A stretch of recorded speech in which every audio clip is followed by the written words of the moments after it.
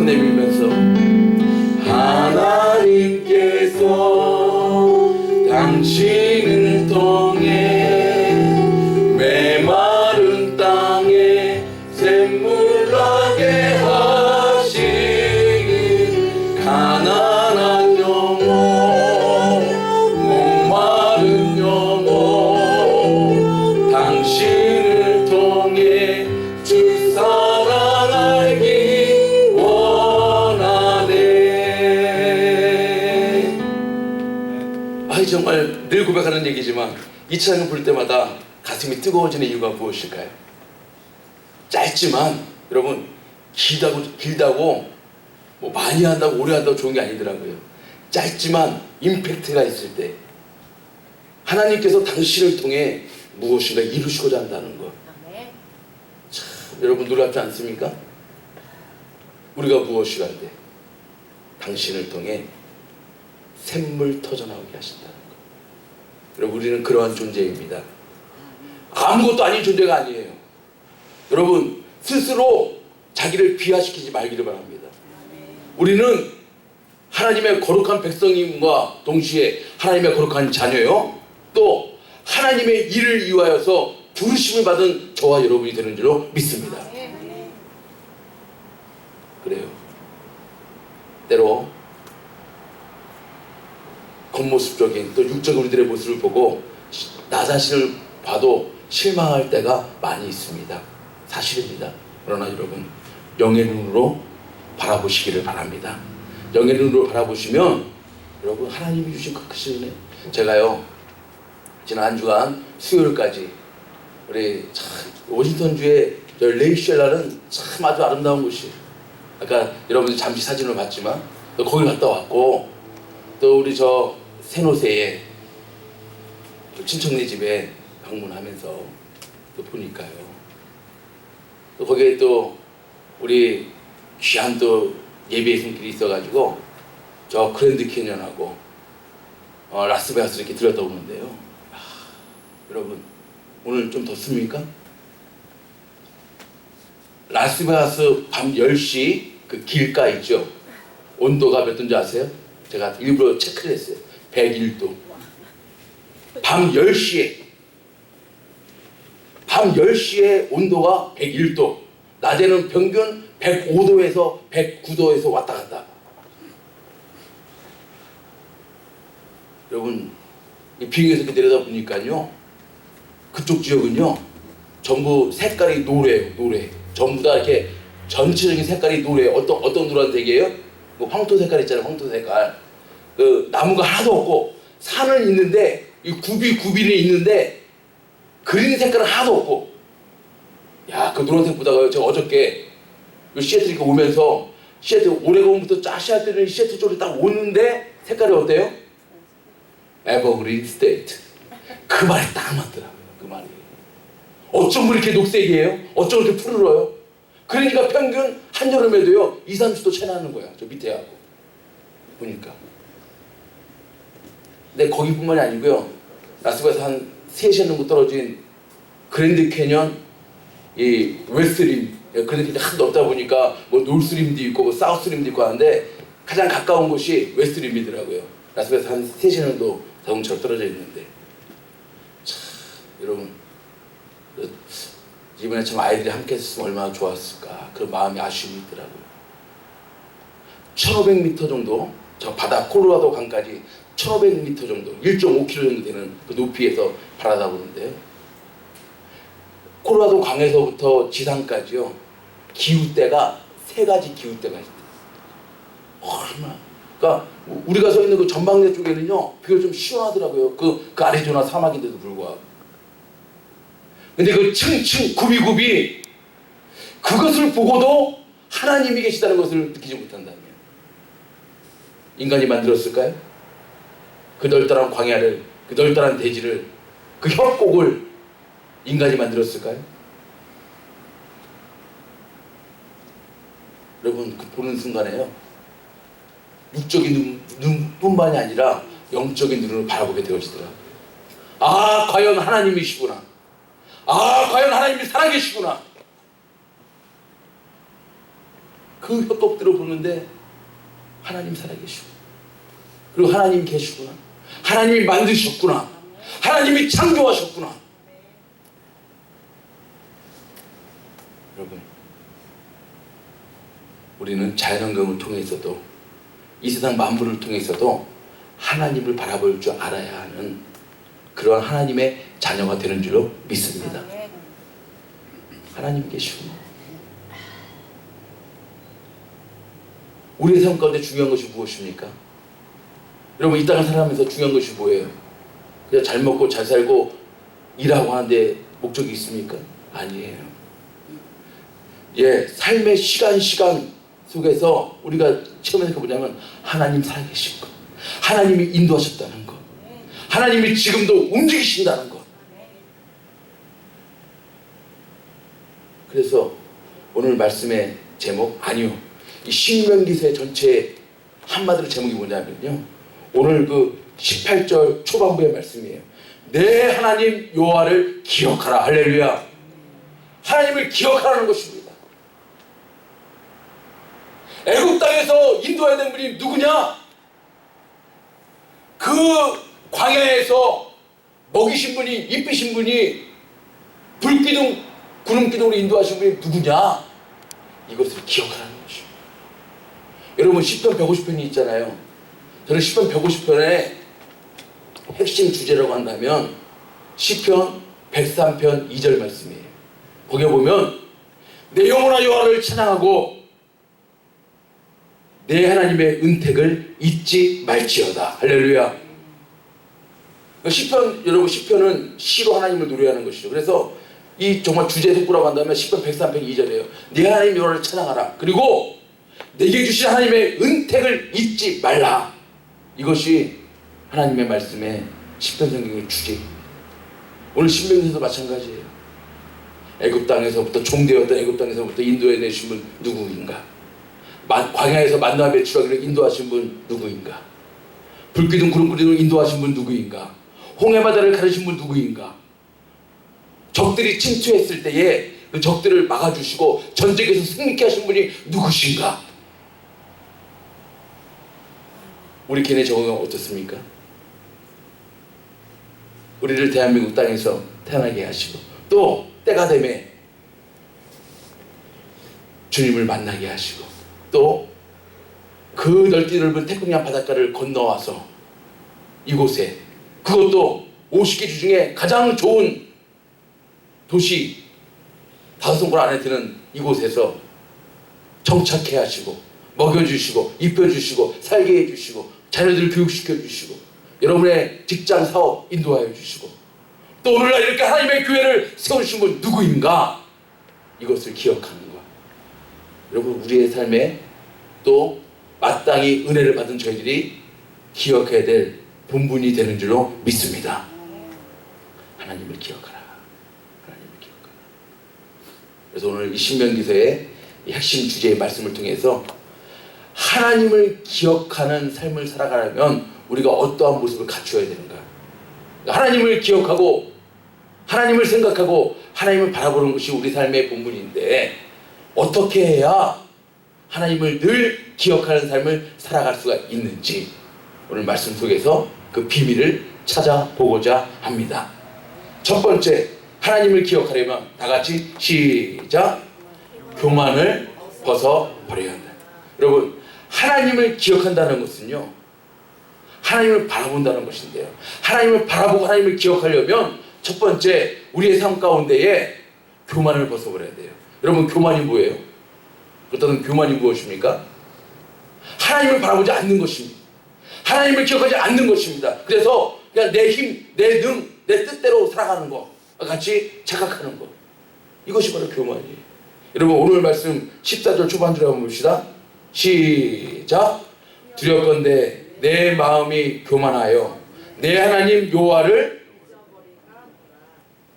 교만하면 하나님을 잊어버린다는 것입니다. 교만하면 하나님을 생각지 않는다는 것입니다. 하나님을 기억지 않는다는 것입니다.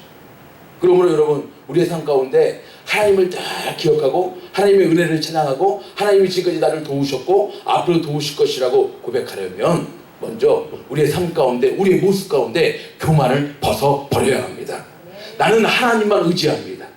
나는 하나님만 바라봅니다. 나는 하나님밖에 없습니다. 이것이 바로 주님 안에서 겸손이 되는 줄로 믿습니다. 여러분, 교만은요 인격의 문제가 아니에요. 교만은 인격의 문제가 아니에요. 삶과 죽음의 문제예요. 생각을 여러분 자세히 보세요. 그러면 이 교만은요, 여러분 보세요. 잠언 16장 18절 한번 봅시다. 잠언 16장 18절 시작. 교만은 패망의 선봉이요 거만한 마음은 넘어짐의 앞잡이니라. 교만은요 인격의 문제가 아니에요. 교만은 우리 삶에 패망을 가져온다고 했어요. 패망. 거만한 마음 같은 말이죠. 넘어진다는 말이에요. 교만은 패망의 선봉이요 넘어짐의 앞잡이니라. 그래서 여러분, 이스라엘 백성들 하나님께서요 몇 년 동안 광야에서 훈련을 시키셨어요? 40년. 40년 동안 10하루길이면 갈 수 있는 그 가나안 땅을 40년 동안이나 훈련을 시키셨어요. 근데 그 훈련에는 목적이 있었다는 것입니다.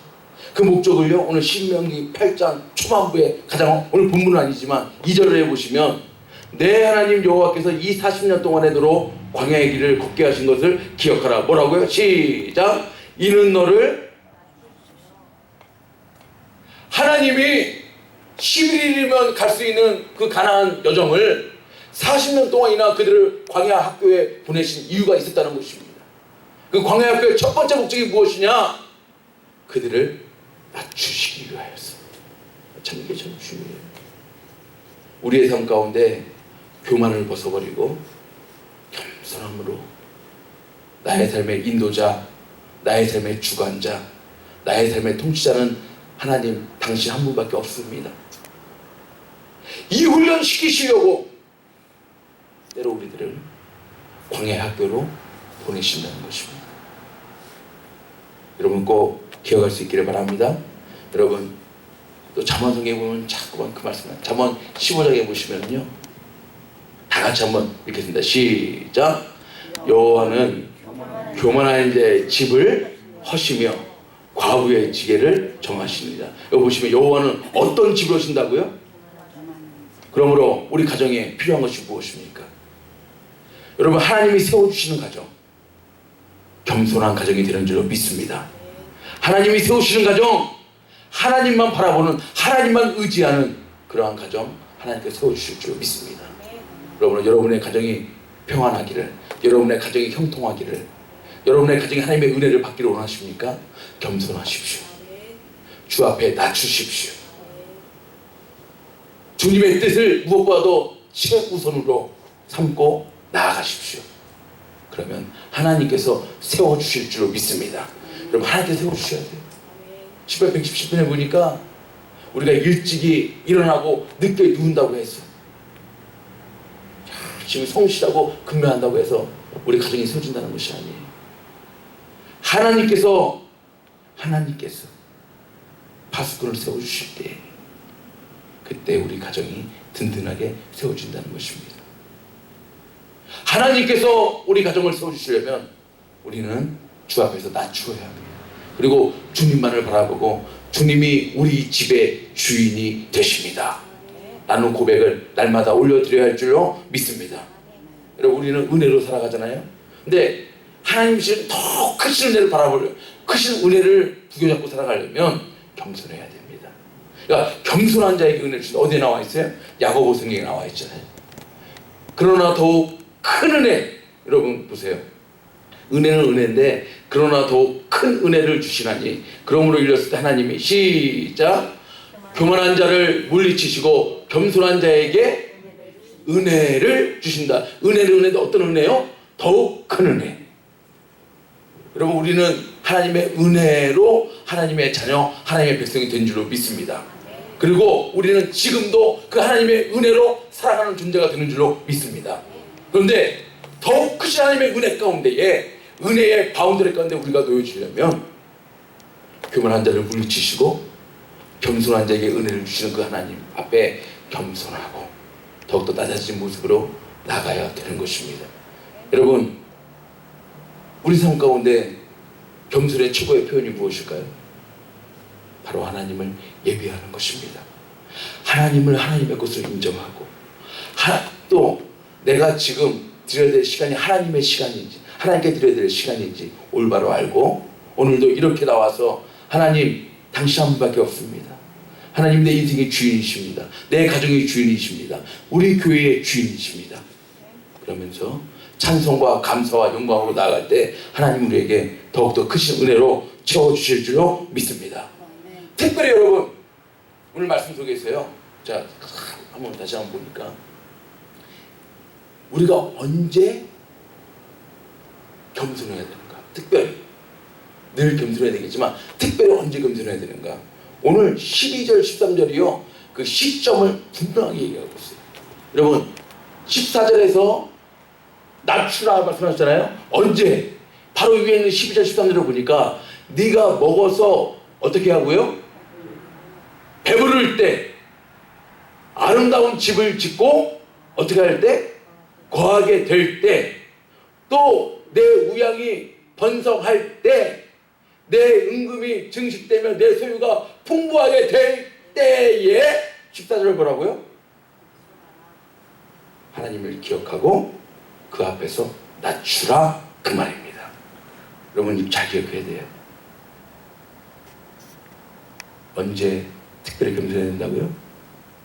한마디로 말하면 잘 될 때에, 잘 나갈 때, 형통할 때, 배부를 때, 등이 따스울 때, 사업 잘 될 때, 직장 아무 문제 없을 때, 자녀 평안할 때, 그때에 너희들이 기억해야 될 게 한 가지 있다. 그것들이 다 너희들 힘으로, 너희들 지혜로, 너희들이 잘해서 되는 것이 아니라 그때에도 하나님께서 인도하셨다는 거, 그거 잊지 말고 더 그럴수록, 잘 될수록, 형통할수록, 평안할수록, 풍부할수록, 주머니에 많이 채워질수록 내 하나님 여호와를 잊지 말고 주 앞에서 낮추라, 그 말입니다. 여러분, 그래요. 이민화 선생님 보니까요, 참 어렵고 힘들 때는요, 참 어떻게 해서 그 견디고 이기려고 그래요. 그러다가 뭐 좀 문제가 발생되고요, 그게 무슨 사업이든 가정이든 뭐 교회든 조금 평안하고요, 뭔가 좀 채워주고요, 뭔가 좀 풍족할 때 그때 문제가 발생되어지더라고요. 여러분, 그럴수록 이 모든 은혜는 하나님이 주신 거라는 것을 여러분 전적으로 인정하는 신앙이 될 수 있기를 바랍니다. 그리고 하나님, 나는 이 모든 거 은혜 주신 분은 하나님이신 줄 믿습니다. 그러므로 앞으로도 하나님 변함없는 은혜로 채우실 줄 믿고 주님만 바라봅니다. 주님만 의지합니다. 주님만 경배합니다. 주님, 우리의 가정을 세워 주시옵소서. 주님, 우리의 교회를 세워 주시옵소서. 주님, 우리의 자녀에게 하나님의 은혜로 채워 주시옵소서. 이것입니다. 시점을 여러분 꼭 기억하세요. 특별히 12절 13절 이러이러할 때에, 형통할 때, 풍족할 때에, 이때 기억하라. 너희 자신은 더욱더 낮추어서 하나님 한 분이 다 이루어 주셨음을 너희는 꼭 기억하라. 이 말씀 꼭 기억하고 나갈 수 있기를 주의 이름으로 축복합니다. 하나님을 기억하려면 두 번째, 시작. 내 힘이 아닌 하나님의 힘으로 사는 인생임을 깨달아야 합니다. 여러분, 이게 참 중요하더라고요. 하나님을 기억하려면 우리의 인생, 내 힘, 내 능력이 아니고 다 하나님의 능력, 하나님의 지혜였음을 깨달을수록 하나님을 기억하게 되는 줄로 믿습니다. 오늘 어디 나와 있어요? 오늘 본문 17절 18절에 나와 있잖아요. 또 두렵건대 내가 마음에 이르기를 내 능과 내 손의 힘으로 내가 이 재물을 얻었다 할까 하노라. 내 하나님 여호와를 기억하라. 누가요? 그가 내게 재물 얻을 등을 주셨음이라. 이같이 하시면 내 열조에게 맹세하신 언약을 오늘과 같이 이루려 하심이니라. 내 능력, 내 손의 힘으로 내가 이 재물을 얻었다 하노라. 그러나 너희들은 기억하라.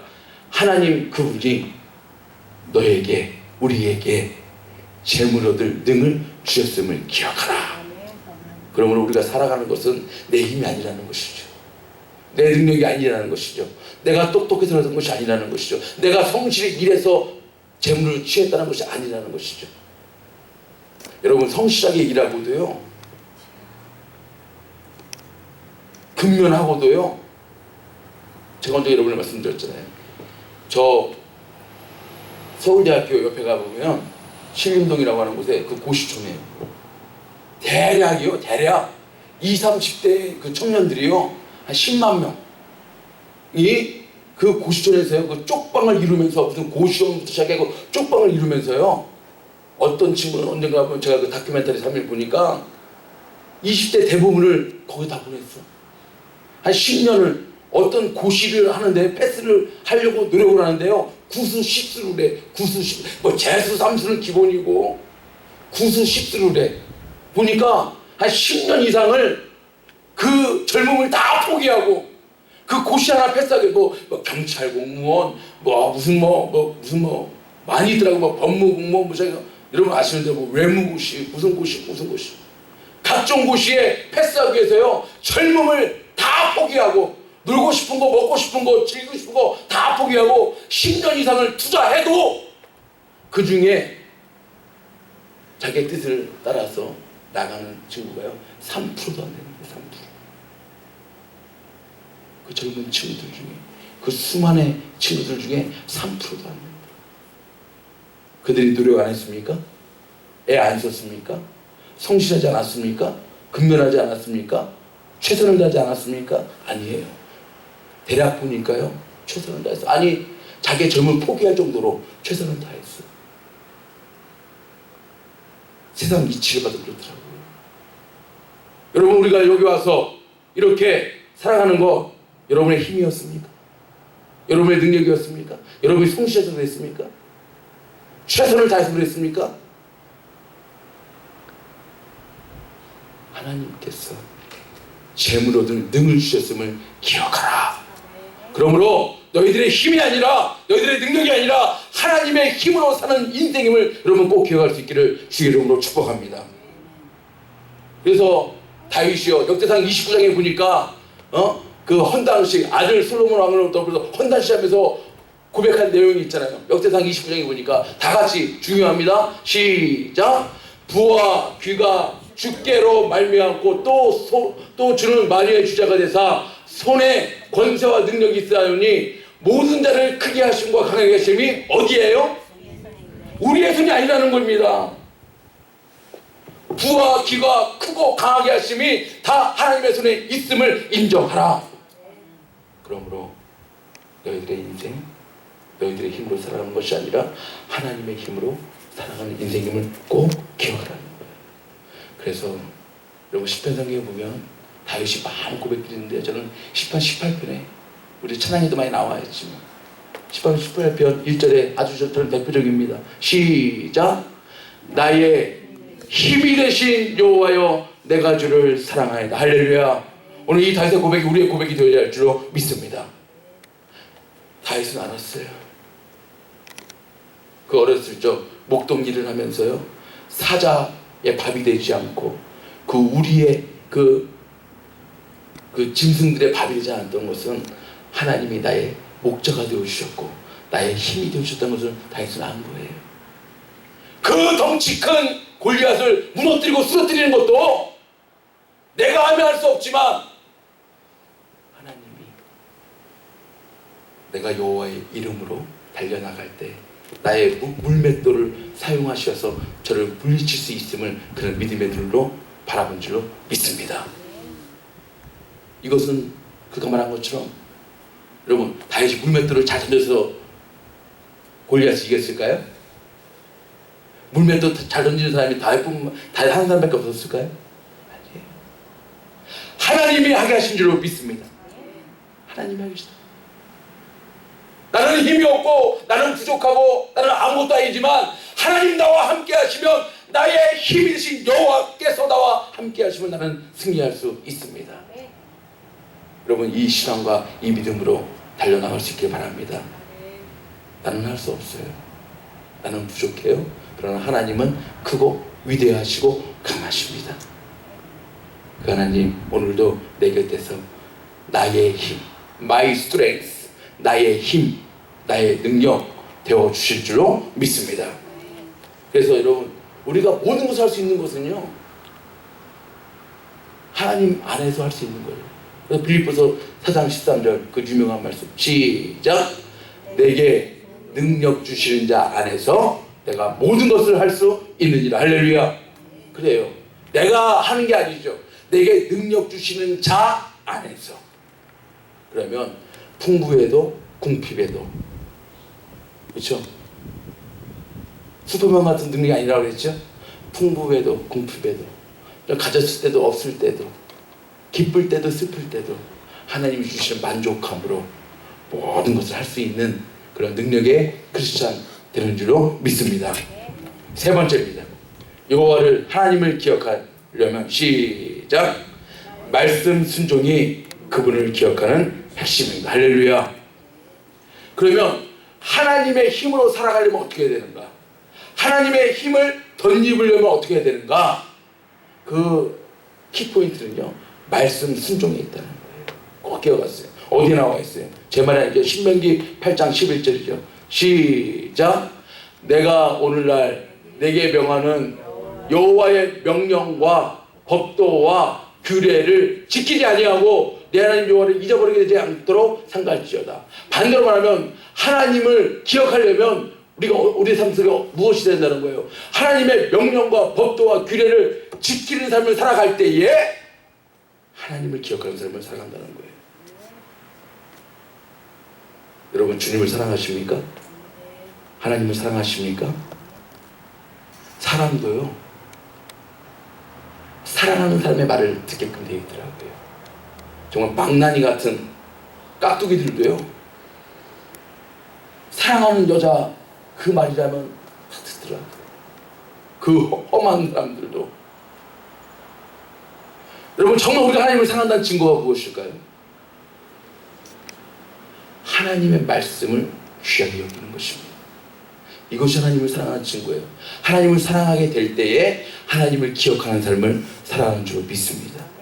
근데 오늘 주신 말씀처럼 내 힘이 아닌 하나님의 힘으로 살려면 하나님의 힘의 근원이 어디서 나오는가? 내가 그 하나님의 말씀을 순종하며 나아갈 때에, 그때 그 하나님의 말씀의 힘과 능력으로 우리가 살아가는 줄 믿습니다. 제가 오늘도 칼럼에서 꼭 언제가 말씀드렸지만, 그 내려놓음의 저자 이용성 권사님에게 어느 날 강의를 마치고 어떤 자매가 물어보더래요. 아, 성사님, 저도 성사님과 같이 하나님의 음성을 듣고 살기를 원합니다. 근데 잘 들려주지 않습니다. 도대체 어떻게 하면은 하나님의 음성을 잘 들을 수가 있나요? 라고 물어보니까 그 성사님이 참 지혜롭게 대답을 했던 그 글을 제가 읽어봤어요. 하나님의 음성을 들으려고 하는 우리의 그 말씀의 안테나가 너무 낮다는 거예요. 너무 이 세상 것에, 이 세상 소리에는 우리 안테나를 높이 막 세우는데, 정작 하나님의 음성을 듣는 그 안테나가 너무 낮다는 거예요. 그러면 이 하나님의 음성을 듣는 안테나를 높이 세우려면 어떻게 해야 되는가?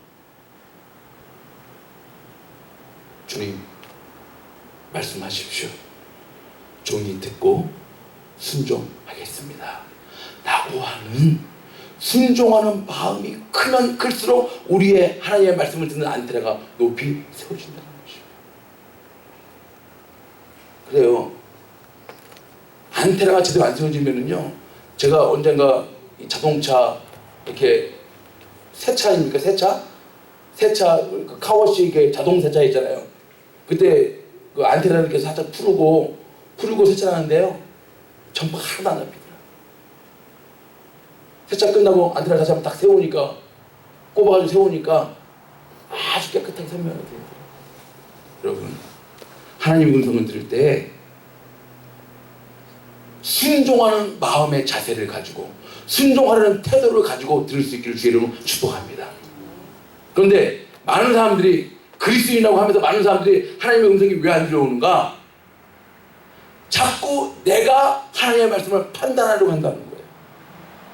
그러니까 하나님의 말씀이 들려오면 순종하려는 자세를 먼저 가져야 되는데, 어떤 말씀이 들으려고 할 때에 그냥 내가 판단하려고 한다는 거예요. 내가. 그래가지고 야, 하나님 일단 한번 말씀해 보세요.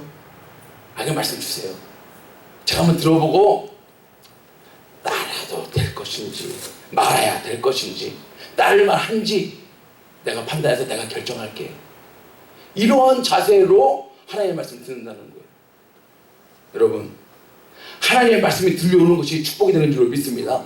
하나님의 말씀이 들려오려면 먼저 우리의 마음 가운데 옥토밭 같이 되어야 되는데, 그 옥토밭이 어떤 옥토밭이냐? 말씀 순종의 자세의 옥토밭이 되어져야 할 줄로 믿습니다.